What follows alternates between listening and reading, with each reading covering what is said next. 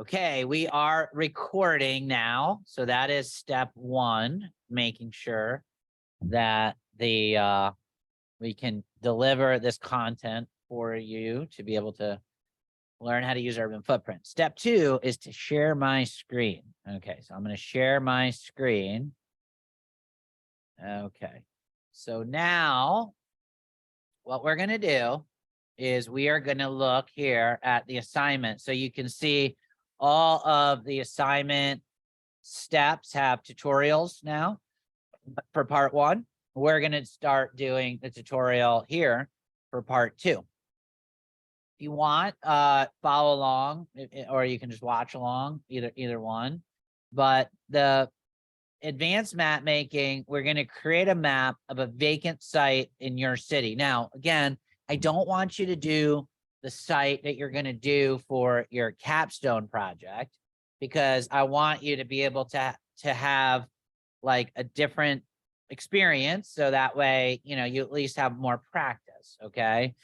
And so, pick a different site, whether it's your neighborhood or where you grew up, or, somewhere other than where your capstone project is. And what we're going to do here is we're going to use what's called GeoJSON to create a map that we're going to upload into Urban Footprint. Because if you remember from part one, Urban Footprint allows us to select an entire city or an entire county or a metropolitan planning organization area, right? But if you recall, if we just want to zoom in on a site, then you would have to go to the city, right? As like your smallest. And so you may say, why is it that we're, for example, why are we not just going to download the city, right? And I'll tell you why. Okay. And this is really the important point of using Urban Footprint. So if you recall, I said, I think the city of West Palm Beach has, I don't know, over 100,000 people. Can't remember if it's 100 or 120,000 people or something like that. Let's look. City of West Palm Beach. Population.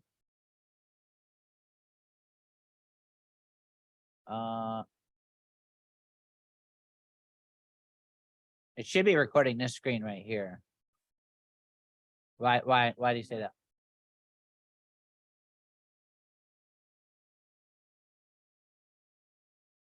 Yeah, I'm pretty sure. I mean, I can stop. 117,000 people. 117,000 people in the city of West Palm Beach. All right, let's stop.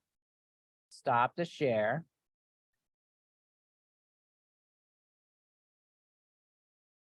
Yeah, so I'm gonna select screen one because this is screen one. I know it's good to make sure, right? And it still shows that because that's the camera, right? Yeah, no, I agree. I appreciate it. Better to be safe than to be sorry. So okay, so we're gonna go to GeoJSON here. And I'm gonna go to West Palm Beach.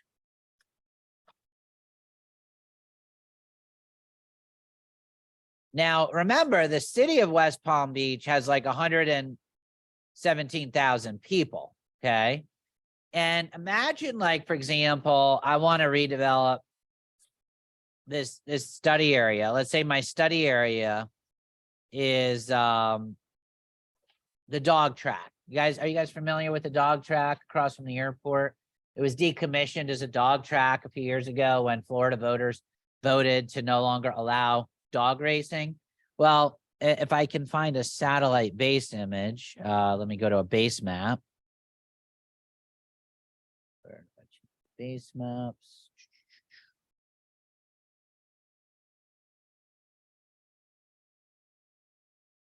I thought GeoJSON allowed me to change the base map. Maybe not. But anyway, we'll see it when we get to Urban Footprint. This is all like a big vacant site in here, okay? And I know that they allow you to change the base map in GeoJSON. Bottom left. Satellite. Thank you very much.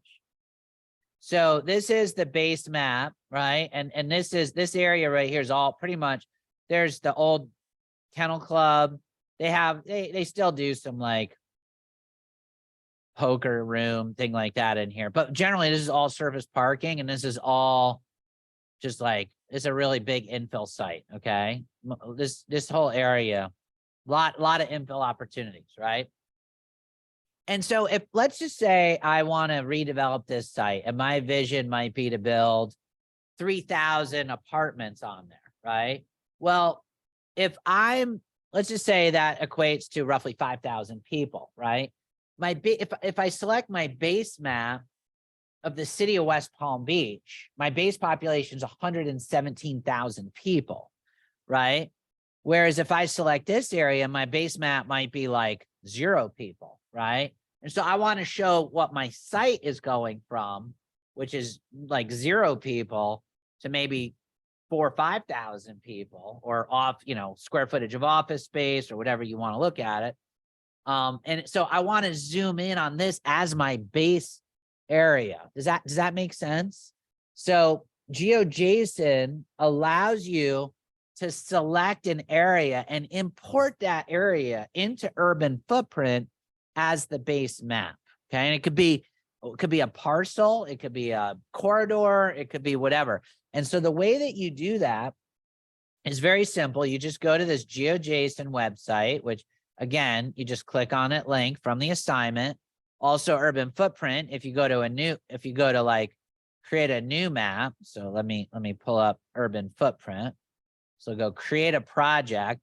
And I can upload a polygon boundary, which is what I want to do. It gives me the link to GeoJSON right here, right?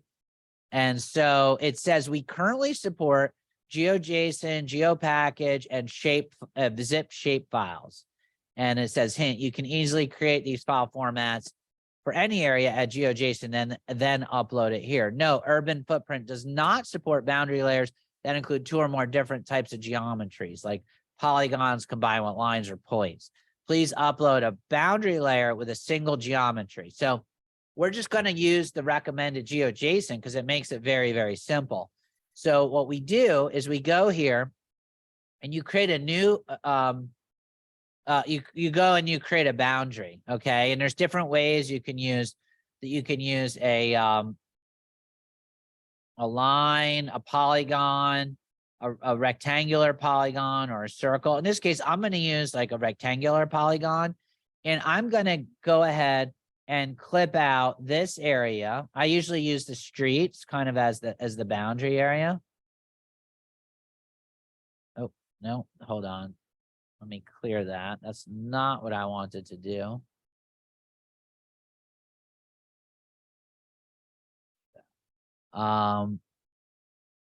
A polygon. I want to use a polygon, not a rectangular polygon, a regular polygon.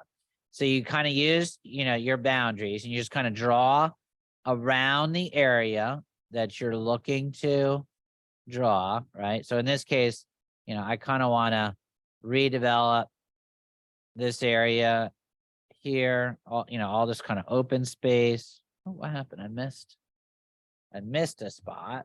So let me start over. I just hit the escape button. Draw a polygon.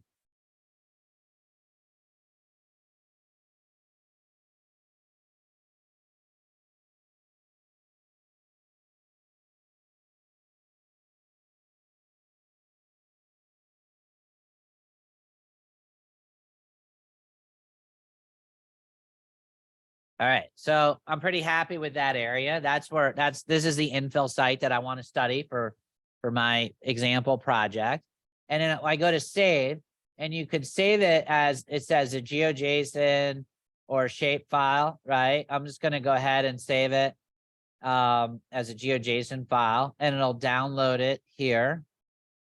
You could do it as a shapefile as well. And then this is really simple. This saves it to the downloads folder. So if I show it in the folder, it's just saved right here in my downloads folder. Now when I go to Urban Footprint, right, I can just click on here and go to my downloads folder and just click on that downloaded map. And I want it to be parcel, right? And the context area, I'm going to use the city of West Palm Beach. Actually, to be honest with you, no, because I'm not fully surrounded by the city of West Palm Beach. I'm actually, that's actually not in the city of West Palm Beach part of it. Part of it is in just Palm Beach County. So I'll just use Palm Beach County as my context area. We did this last time. And I'm just going to use the census blocks instead. You don't want to use parcels, especially for a large area like that. Now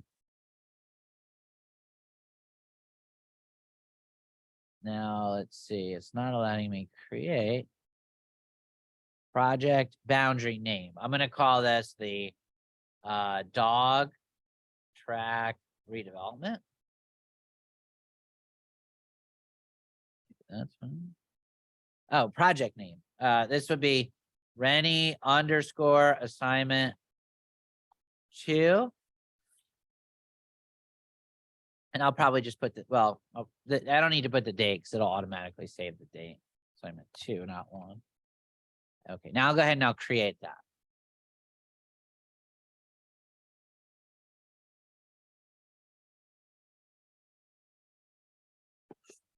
So now it just takes a little bit to load. You can see my project area is defined by the black line, and it's currently generating the base canvas. The base canvas is going to bring in all the parcel data for everything within that project area. It's also generating the context area and the context area land use. Okay, so now, there we go. Now it brought in all of the area that I want to look at, right? And so let me go back to the assignment. And it says, create a map of a vacant site in your city, download and create new urban footprint map. Choose your city as a context area. If you don't choose a city, you can use a county with parcel data and save the file in urban footprint. Okay. There's assignment 1, part 2. Sorry. Yeah, I wrote assignment 2. It's actually assignment 1. So, so anyway, this is that fulfills what I need to do for that. Okay. So let me stop the Zoom. So that way we can save this separately.